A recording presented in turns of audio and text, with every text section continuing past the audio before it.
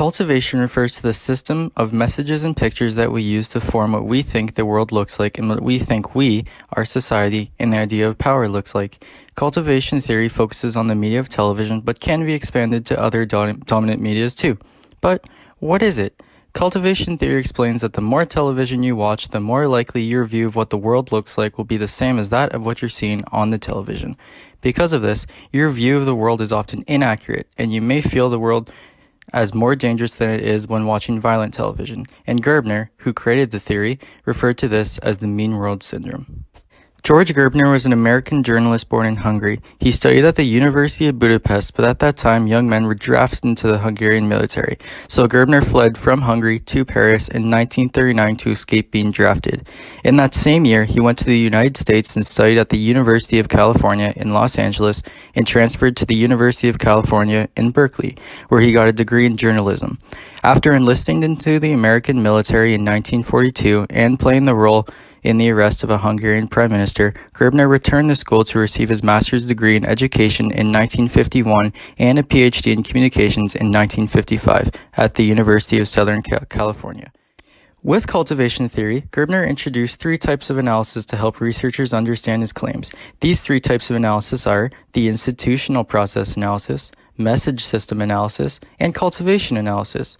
I like to use the abbreviation I.M.C. when remembering these analyses, or you can think of it like I make chili. That sounds weird thinking about it now. The institutional process analysis, Gerbner thought, looked more at the development of the distribution and production of media messages across factors like time, space, and social classes. Here, Gerbner emphasized how these distributions and productions, with market conditions, brought about systematic variations in public message content.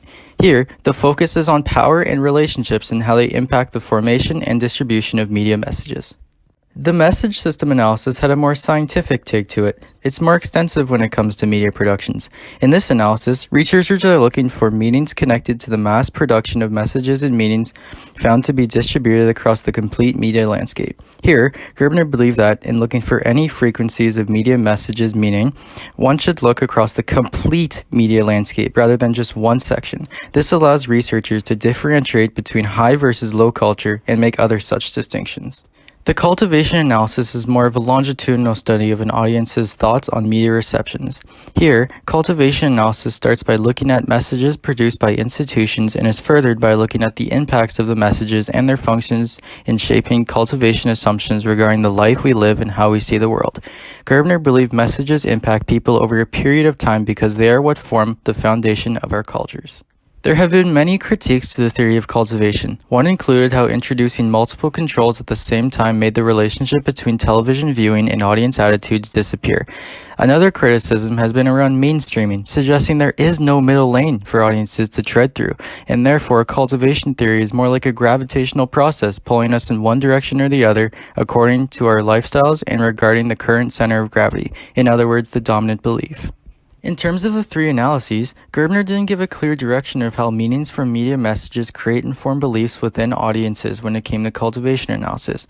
It was also argued that message system analysis was a long and tedious process since it relied on sifting through and finding the repeated presence of elements like acts of violence and other features you see on a television screen, which isn't believed to be a reliable method for researchers asking the hard questions.